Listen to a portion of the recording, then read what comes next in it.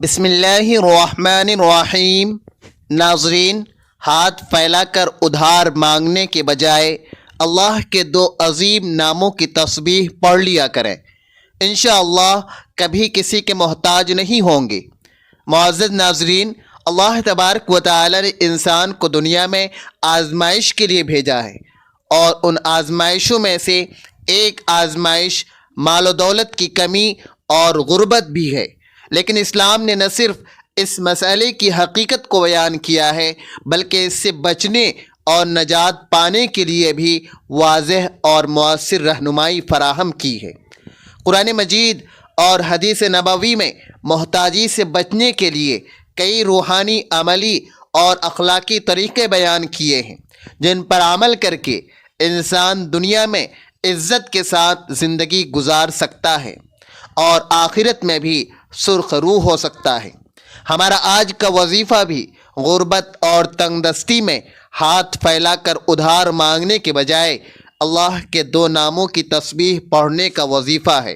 جو اللہ تبارک و تعالی کی ان دو ناموں کی تسبیح پڑھ لیتا ہے، اللہ تبارک و تعالی اس کو کبھی کسی کا محتاج نہیں ہونے دیتا، اور جو اللہ تبارک و تعالی کے دیے ہوئے پر شکر ادا کرتا ہے تو اللہ تبارک و تعالی اسے مزید عطا فرماتا ہے، اور جو صبر سے کام لیتا ہے اور ان وظائف کو، ان اعمال کو اپنی زندگی کا حصہ بنا لیتا ہے تو اللہ تبارک و تعالی اس کی محتاجی کو دور کرتے ہوئے اس کی ہر خواہش کو پورا کر دیتا ہے، اس کو مال و دولت، رزق وافر مقدار میں عطا فرماتا ہے، اس کو کسی کے آگے ہاتھ پھیلانے کی ضرورت نہیں پڑتی۔ بھائیوں اور بہنوں، اللہ تبارک و تعالی کی عبادت کرنے کے کئی طریقے ہیں۔ انسان دل میں اللہ کا ذکر کر کے بھی اس کی عبادت کر سکتا ہے، زبان سے کلمات ادا کر کے بھی اس کی عبادت کر سکتا ہے، نماز قرآن پڑھ کر بھی اس کی عبادت کر سکتا ہے، اللہ تبارک و تعالی کی مخلوق کی خدمت کر کے بھی اس کے فضل کا حقدار بن سکتا ہے، کیونکہ مخلوق خدا کی خدمت کرنا یا کسی بھوکے کو کھانا کھلانا بھی عبادت میں شمار ہوتا ہے۔ تو اللہ تبارک و تعالی کی مخلوق کی خدمت، اس کے ذکر و اذکار، اس کے نام کی تسبیح کر کے اللہ کا قرب حاصل کیا جائے تو ہمارا آج کا وظیفہ ایسے ہی اللہ تبارک و تعالی کی تسبیح کر کے اس کا فضل اور قرب حاصل کرنے کا بہت ہی بہترین وظیفہ ہے کہ اس کے ناموں کی اس تسبیح کو بتائے گئے طریقے کے مطابق پڑھنے سے انسان کی تمام مالی تنگ دستی، رزق کے حوالے سے پریشانیاں، تمام مصیبتیں، دکھ، درد سب ختم ہو جاتا ہے۔ ناظرین محترم، انسان پر جو مصیبتیں آتی ہے، چاہے بیماری کی صورت میں ہو یا غربت کی شکل میں ہو، چاہے کاروباری پریشانی ہو یا خاندانی لڑائی ہو، بڑوں کا دکھ اور صدمہ ہو، ہر قسم کی مصیبت انسان کے اپنے گناہوں کی وجہ سے آتی ہے۔ اس لیے فوراً سچی توبہ کرتے ہوئے اللہ تبارک و تعالی سے ہمیں معافی مانگنی چاہیے، کیونکہ اللہ تبارک و تعالی توبہ کرنے والوں سے محبت کرتا ہے اور توبہ کرنے والوں کی پریشانیاں اور مصیبتوں کا ازالہ کر کے اسے خوشحال بنا دیتا ہے۔ ناظرین، انسان میں گناہوں اور غلطیوں کی جانب رغبت کا میلان بہت زیادہ موجود ہے۔ انسان کو نفس گناہوں میں مبتلا کرنے کی کوشش کرتا رہتا ہے، جس میں سلیم الفطرت انسان کسی گناہ یا غلط کام کا ارتکاب کرتا ہے تو وہ یہ جان رہا ہوتا ہے کہ وہ غلط کام یا ظلم اور زیادتی کر رہا ہے، وہ رسول اللہ صلی اللہ علیہ وسلم کے طریقے کی مخالفت کر رہا ہے اور اللہ کے فرامین سے بغاوت کر کے اس کے قہر اور غضب کو دعوت دے رہا ہے۔ یوں وہ اپنی دنیا اور آخرت دونوں کو تباہ و برباد کر دیتا ہے، لیکن اس کے ساتھ شیطان کے وار، خواہشات کا غلبہ، گناہوں کی عارضی لذت، دنیا کی چکا چوند، جھوٹی اور کھوکھلی عزت کا نشہ اس کو گناہ کے ارتکاب کی طرف لے جاتا ہے۔ گناہ کے ارتکاب کے وقت جب کبھی اس کا ضمیر گناہوں کو چھوڑنے کو کہتا ہے تو وہ یہ کہہ کر ضمیر کو خاموش کروا دیتا ہے کہ ابھی تو بڑی عمر پڑی ہے، میں عنقریب توبہ کر لوں گا، اور اسی طرح امیدوں اور خیالات سے دل کو بہلائے میں رکھتا ہے اور گناہوں کی گہری دلدل میں دھنستا چلا جاتا ہے۔ در حقیقت گناہ انسان کے حق میں نہایت خطرناک ہے، اس سے دنیا اور آخرت دونوں برباد ہو جاتے ہیں، اور گناہ کا اثر جسم میں زہر کی طرح سرایت کر جاتا ہے۔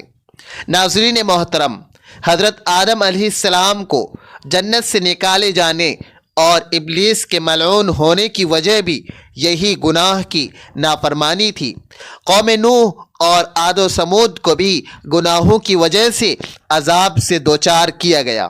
ناظرین، صرف یہی نہیں بلکہ گناہوں کے بے شمار برے اثرات اور نقصانات ہیں جو کہ انسان کے ذہنی، جسمانی اور روحانی کردار پر بھی اثر انداز ہوتے ہیں، اور اس میں سب سے بڑا نقصان یہ ہے کہ گناہوں کے ارتکاب کی وجہ سے انسان کو نور الہی اور علم و عقل سے محروم کر دیا جاتا ہے۔ امام شافعی رحمۃ اللہ علیہ فرماتے ہیں کہ میں نے اپنے استاد سے کمزور حافظی کی شکایت کی تو انہوں نے مجھے ترک معاصی یعنی گناہ ترک کرنے کی نصیحت فرمائی، اور آپ نے یہ بتایا کہ اللہ کی رحمت ایک نور ہے، اور اللہ کی رحمت کا نور گنہگار کو نہیں دیا جاتا۔ بھائیوں اور بہنوں، گناہوں کا ایک اثر یہ بھی ہوتا ہے کہ انسان کی روزی اور رزق میں تنگی آ جاتی ہے۔ یاد رکھیے کہ حصول رزق اور فراخی معاش کے لیے ترک گناہ سے بہتر کوئی چیز نہیں ہے۔ اللہ تبارک و تعالی فرماتے ہیں کہ جو شخص اللہ سے ڈرتا ہے اور گناہوں سے باز آ جاتا ہے، اللہ اس کے لیے مشکلات سے بھی نکلنے کا راستہ پیدا کر دیتا ہے، اور اسے ایسا رزق دے گا جہاں سے اس کا گمان بھی نہیں جاتا۔ انسان کے دل میں اللہ کی عظمت کم ہو جاتی ہے، تبھی تو انسان گناہ کرتا ہے، اور بندہ گناہ کرنے میں کوئی شرم محسوس نہ کرے تو دل پر پردہ پڑ جاتا ہے اور مہر لگ جاتی ہے۔ جب انسان اللہ کو بھول جاتا ہے تو اللہ انہیں برباد کر دیتا ہے، اور ذلت اور رسوائی ان کا مقدر ہو جاتی ہے۔ ناظرین محترم، اللہ تبارک و تعالی بڑا بے نیاز ہے، جبکہ بندہ ہر لمحہ اس کا محتاج ہے۔ پھر وہ اللہ کے ذکر سے کیسے غافل رہ سکتا ہے؟ اور اگر غافل رہتا ہے تو یقین کیجئے اپنی جان پر خود ظلم کرتا ہے، کیونکہ اللہ تو اپنے بندے پر کبھی بھی ظلم نہیں کرتا، بلکہ لوگ اپنی جانوں پر خود ظلم کرتے ہیں۔ اس کا حال ایسا ہوتا ہے جیسے اس کے پاس تلوار تو موجود ہو مگر زنگ آلود ہو۔ گناہوں سے دل زنگ آلود اور مفلوج ہو جاتا ہے۔ نفس امارہ برائی کا حکم دیتا ہے، وہ خواہشات اور گناہوں سے قوی دل اور درندہ صفت بن جاتا ہے، جبکہ نفس مر جاتا ہے، اور ایسا شخص دنیا میں بھی اور برزخ میں بھی مر چکا، اور آخرت میں بھی اس کے لیے کوئی چیز نہیں۔ اگر وہ اللہ کو یاد کرتا ہے تو دل ساتھ نہیں دیتا، زبان ذکر کرتی ہے تو دل غافل ہو جاتا ہے۔ ہر آدمی جانتا ہے کہ ہر اچھے یا برے عمل کا رد عمل بھی ضرور ہوتا ہے۔ دنیا میں پیش آنے والے حالات پر سب سے زیادہ اثر انداز ہونے والی چیز انسان کے اچھے یا برے اعمال ہی ہیں، جن کا براہ راست تعلق اللہ تبارک و تعالی کی خوشنودی اور ناراضگی سے ہے۔ کسی واقعہ اور حادثے کے طبعی اسباب جنہیں ہم دیکھتے، سنتے اور محسوس کرتے ہیں، وہ کسی اچھے یا برے واقعہ کے لیے محض ظاہری سبب کے درجے میں ہیں۔ سادہ لوگ حادثات اور آفتوں کو صرف طبعی اور ظاہری اسباب سے جوڑتے ہیں، اور پھر اسی اعتبار سے ان کو حوادث سے بچاؤ کی تدابیر کرتے ہیں، جبکہ شرعی تعلیمات کی روشنی میں بحیثیت مسلمان ہمیں یہ اعتقاد رکھنا ضروری ہے کہ یہ سب کچھ اللہ تبارک و تعالی کے حکم اور امر سے ہوتا ہے، جس کا عقل اور حواس خمسہ کے ذریعے ادراک کرنے سے ہم قاصر ہیں۔ وحی الہی اور انبیاء علیہ السلام کے ذریعے اللہ تبارک و تعالی نے جزا اور سزا کا جو نظام ہمیں سمجھایا ہے، غیبی نظام کے بارے میں آگاہ کرتا ہے۔ وہ یہ کہ کسی بھی واقعہ اور حادثے کا اصل اور حقیقی سبب اللہ تبارک و تعالیٰ کی رضا یا ناراضگی ہے۔ اللہ تبارک و تعالیٰ نے حالات کو خواہ اچھے ہوں یا برے انسان کے اعمال سے جوڑا اور وابستہ فرمایا ہے۔ چنانچہ انسان کے نیک اور برے اعمال کی نیت کے اعتبار سے احوال مرتب ہوتے ہیں۔ صحت اور مرض، نفع اور نقصان، کامیابی اور ناکامی، خوشی اور غمی، بارش اور خوشحالی، مہنگائی، امراض، زلزلہ، طوفان، سیلاب وغیرہ۔ ناظرین محترم، یہ سب ہماری ہی بدعمالیوں کا نتیجہ ہوتے ہیں۔ ان سب احوال کے ظاہری اسباب چاہے کچھ بھی ہو، مگر حقیقی اسباب ہمارے نیک اور بد اعمال ہی ہوتے ہیں۔ ناظرین، اسی طرح کے خوفناک واقعات انفرادی ہو یا اجتماعی، دراصل اللہ تبارک و تعالیٰ کی طرف سے الارم اور گھنٹی ہوتی ہے تاکہ انسان اپنے اعمال کا محاسبہ کرے اور کوئی اس کی غفلت دل کو جنبش دینے میں کامیاب ہو جائے۔ جب بھی میں کہتا ہوں کہ اے اللہ ہمارا حال دیکھ، اور حکم ہوتا ہے اپنے نام اعمال دیکھ، دنیا میں پیش اچھے برے واقعات سے حاصل ہونے والا انسانی تجربہ بھی اسی پر شاہد ہے کہ ہمارے سارے لوگوں اور قوموں پر اللہ تبارک و تعالیٰ کی نافرمانی کی وجہ سے دنیا میں ہی مختلف قسم کے عذاب آئے ہیں۔ مثلاً کوئی مسخ کر دیا گیا، کوئی زمین میں دھسا دیا گیا، کوئی دریا میں غرق کر دیا گیا، کوئی طوفان کی نظر ہوا، اور انتباہ شدہ عوام کی بستیوں کے کھنڈرات آج بھی اس حقیقت پر مبنی ہے۔ اللہ تبارک و تعالیٰ نے قرآن مجید اور حضور صلی اللہ علیہ وسلم نے حدیث مبارکہ میں اعمال کی حسب نیت اس بات کو جیسی کرنی ویسی بھرنی کے مختلف پہلوؤں اور طریقوں سے بیان فرمایا ہے۔ امت کو بدعمالیوں کے برے نتائج سے آگاہ فرما کر اصلاح کا حکم دیا ہے۔ چنانچہ کچھ غلطیاں ہوتی ہیں جو رزق کو کم کرنے کا باعث بنتی ہے اور وہ ان مشکلات کا شکار رہتے ہیں، تو آج ہم آپ کو ایسی چیزوں کے بارے میں بتانے والے ہیں کہ وہ کون سی عام غلطیاں ہیں جو ہمارے رزق میں مشکلات پیدا کر دیتی ہیں، اور اللہ تبارک و تعالی ہمارا رزق تنگ کر دیتا ہے۔ آپ کو حدیث مبارکہ کی روشنی میں بتاتے ہیں کہ کس وجہ سے اللہ تبارک و تعالی انسان کا رزق کم کر دیتا ہے۔ اس کے بعد کچھ ضروری کام کرنے ہوں گے جو کہ آپ کے لیے انشاءاللہ آسانیاں پیدا کریں گے۔ اللہ تبارک و تعالی کا ذکر کریں، اس سے مانگتے رہ تو انشاءاللہ بے شمار نعمتیں اللہ پاک آپ کو عطا فرمائے گا۔ تو ناظرین، سب سے پہلا عمل یہ کہ جوتے پہن کر یا کھڑے ہو کر یا ننگے سر کھانا کھانا رزق میں کمی کا باعث بنتا ہے۔ بہت سے لوگ جوتے پہن کر کھانا کھا رہے ہوتے ہیں یا جلدی جلدی میں کھڑے ہو کر کھانا کھا رہے ہوتے ہیں، اور ہم بہت سی ایسی خواتین کو بھی دیکھتے ہیں جو ننگے سر بھی کھانا کھا رہی ہوتی ہیں۔ مثلاً ہمارے گھروں کی عورتیں بھی ننگے سر کھانا کھا رہی ہوتی ہیں اور کھانا دے بھی رہی ہوتی ہے، جس کی وجہ سے ہمارے گھروں کا رزق تنگ کر دیا جاتا ہے۔ ناظرین، دوسری وجہ یہ ہے کہ بیت الخلاء میں ننگے سر جانا بھی ہمارے رزق میں کمی کا باعث بنتا ہے۔ عام طور پر دیکھا جاتا ہے کہ جب خواتین بیت الخلاء جاتی ہیں تو ان کا سر ننگا ہوتا ہے، اور یہی ننگا سر ان کے رزق میں تنگی کا باعث بنتا ہے۔ اس بات سے خواتین کو گریز کرنا چاہیے، کیونکہ اس سے رزق میں تنگی پیدا ہوتی ہے۔ ایک زمانہ تھا جب مہمانوں کو رحمت سمجھا جاتا تھا، مگر آج کل کے دور میں مہمانوں کو زحمت سمجھا جاتا ہے۔ یہ عادت اور یہ سوچ بھی ہمارے گھروں میں، معاشرے میں رزق کی تنگی کا باعث بن رہی ہے، بلکہ بن چکی ہے۔ تو ہمیں چاہیے کہ مہمانوں کو رحمت سمجھیں، کیونکہ مہمان اللہ تبارک و تعالی کی طرف سے رحمت لے کر آتا ہے۔ بعض چیزیں کیونکہ شریعت میں ہے تو اس میں چاہے ایسے مراحل آتے ہیں کہ ہر شخص اس کا متحمل نہیں ہو سکتا۔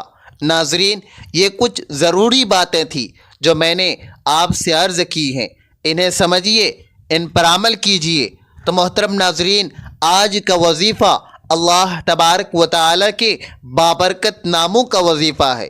ان ناموں کو پڑھنے سے اللہ تبارک و تعالیٰ خوش ہوتا ہے، اور آپ کے جتنے بھی مسائل ہیں، بڑی سے بڑی مشکل اور بڑی سے بڑی پریشانی، کوئی بھی آپ کی حاجت ہے، مراد ہے، اللہ تبارک و تعالیٰ کے ان ناموں کا وظیفہ پڑھ کر اللہ تبارک و تعالیٰ سے آپ جو بھی مانگیں گے انشاءاللہ اللہ تبارک و تعالیٰ آپ کو ضرور عطا کرے گا۔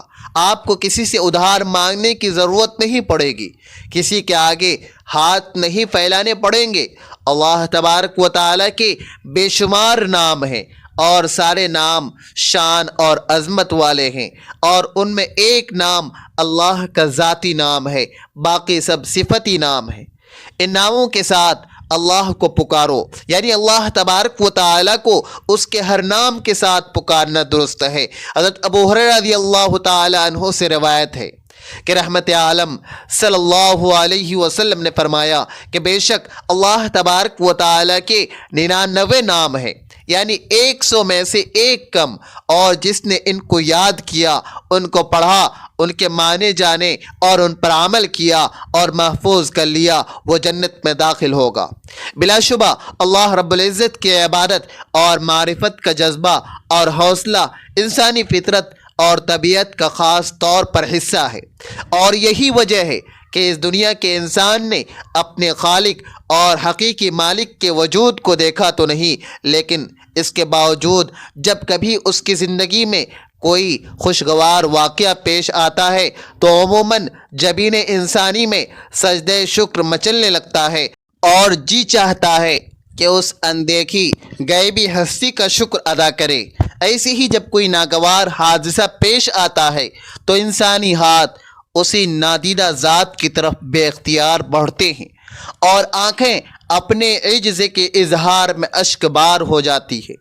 اسی کا نتیجہ ہے کہ دنیا کی تاریخ کا کوئی زمانہ اور کائنات کا کوئی خطہ خدا پرستی کے اس فطری جذبے سے خالی نہیں رہا۔ ہمیشہ سے دنیا والے اسی کو یاد کرتے ہیں اور پکارتے ہیں۔ اللہ رب العزت کو اس کے ہر نام سے پکار سکتے ہیں جو اس کے شایان شان ہو، اور اللہ رب العزت کی ذات منبع کمالات کو ہر قوم اور مذہب کے لوگوں نے آج تک مختلف ناموں سے مانا ہے، پکارا ہے، مانتے رہیں گے، پکارتے رہیں گے۔ اللہ رب العزت خود ارشاد فرماتے ہیں کہ آپ صلی اللہ علیہ وسلم کہہ دیجئے کہ اللہ کہہ کر پکارو، یا رحمان کہہ کر پکارو، جس بھی نام سے پکارو گے سب اسی کے بہترین نام ہیں۔ آپ صلی اللہ علیہ وسلم کے رب کا نام بڑی برکت والا ہے، جو صاحب عظمت و جلال اور صاحب انعام و اکرام ہے، سو اپنے رب اعظم کے نام کی تسبیح کیا کریں۔ اللہ ہی کی تسبیح کرتے ہیں جو بھی آسمانوں اور زمینوں میں ہے، اور وہی بڑی عزت والا، بڑی حکمت والا ہے۔ اسی کے لیے آسمانوں اور زمین کی بادشاہت ہے، وہی جلاتا اور مارتا ہے، اور وہی ہر چیز پر بڑا قادر ہے، وہی سب سے اول اور سب سے آخر ہے، اور اپنی قدرت کے اعتبار سے ظاہر اور اپنی ذات کے اعتبار سے پوشیدہ ہے، اور وہ ہر چیز کو خوب جاننے والا ہے۔ اللہ کی حمد کرو جس میں تمام تر کمالات اور پاکیزگی کی صفات ہیں، جس کی تمام تر بہترین نام ہے، جو تمام تر نقصانات سے پاک ہے۔ اس کی اولاد نہیں، اس کا شریک نہیں، وہ واحد ہے، احد ہے، صمد ہے، نہ اس کے ماں باپ، نہ اولاد، نہ اس کے جنس کا کوئی، اور نہ وہ ایسا حقیر کہ کسی کی حمایت کا محتاج ہو، یا وزیر اور مشیر کہ اسے حاجت ہو،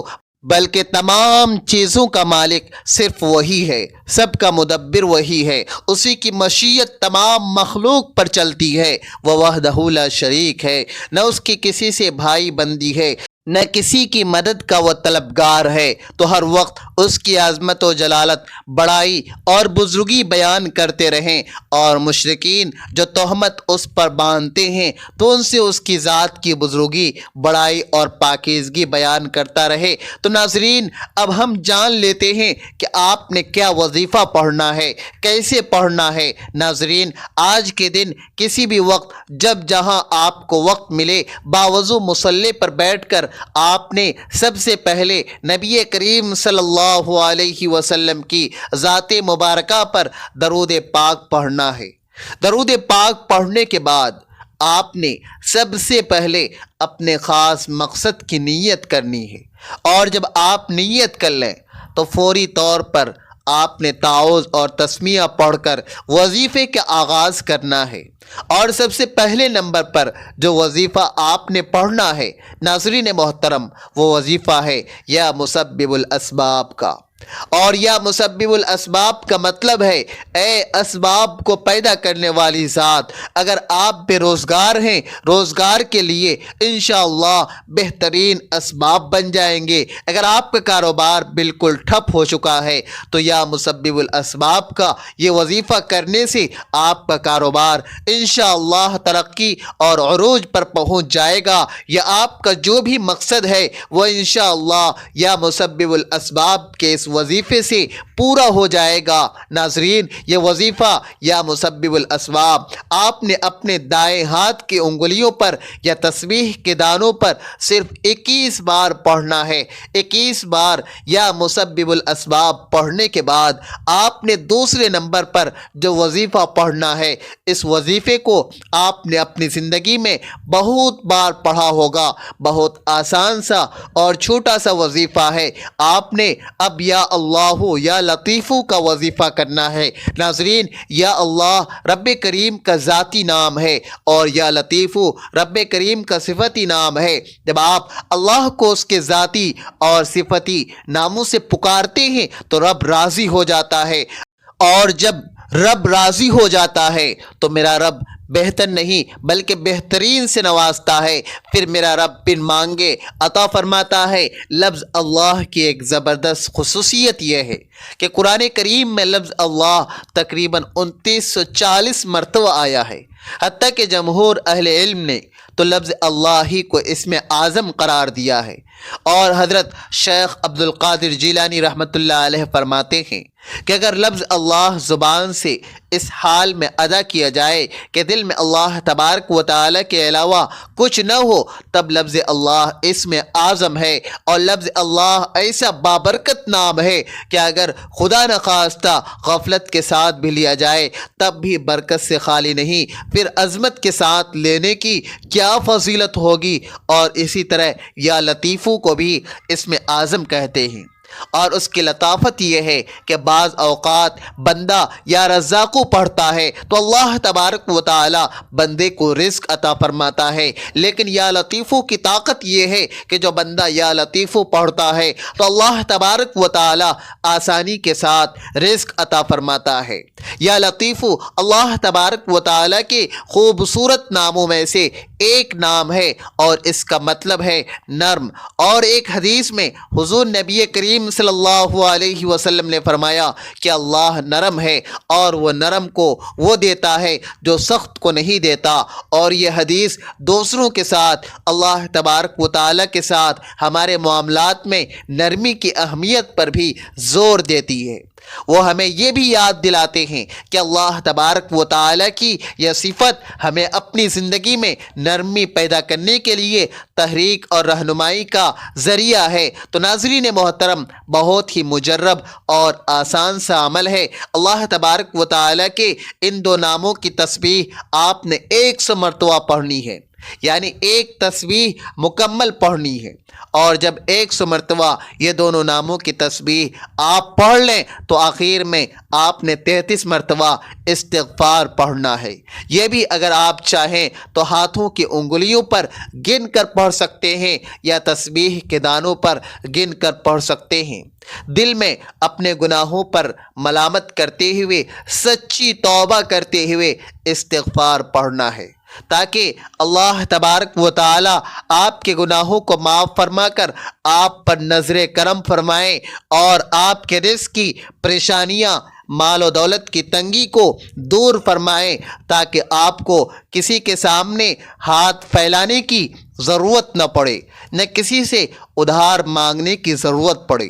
بندوں کے سامنے رسوا ہونے سے بہتر ہے کہ اللہ تبارک و تعالیٰ کی تسبیح بیان کی جائے، اسے راضی کر لیا جائے، کیونکہ جب اللہ تبارک و تعالیٰ بندے سے راضی ہو جاتا ہے تو اسے وہ سب کچھ عطا فرماتا ہے جس کی بندہ خواہش کرتا ہے۔ تو آپ نے اپنے وظیفے کو اپنے گناہوں اور غلطی کوتاہیوں کی وجہ سے ضائع نہیں کرنا، آخر میں استغفار کا ذکر لازمی کرنا ہے اور اس کے بعد درود شریف پڑھنا ہے جو آپ نے عمل شروع کرنے سے پہلے پڑھا تھا، اور اس کے بعد اللہ پاک سے رو رو کر گر گرا کر اپنی حاجتیں طلب کرنی ہے۔ انشاءاللہ آپ اللہ پاک سے جو کچھ مانگیں گے اللہ پاک آپ کو ضرور عطا فرمائے گا۔ اللہ رب العزت سے دعا ہے کہ نیکی کی بات ہم سب کو سننے، سمجھنے اور اس پر عمل کرنے کی طاقت اور توفیق مرحمت فرمائے۔